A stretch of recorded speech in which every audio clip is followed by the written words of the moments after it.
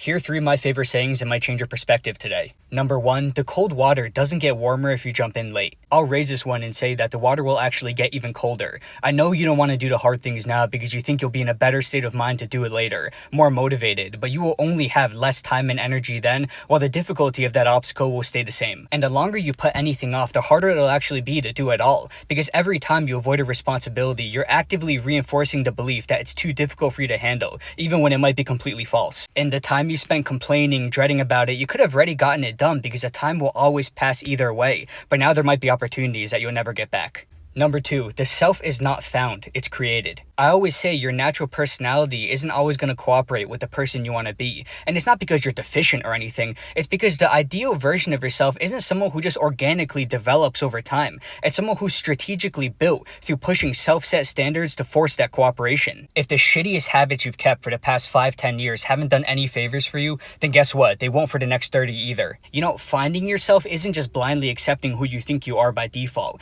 It's how your relationship, values, and trust in yourself grows and evolves through taking on more responsibility to become that best version of yourself. Like they say, discipline truly equals freedom.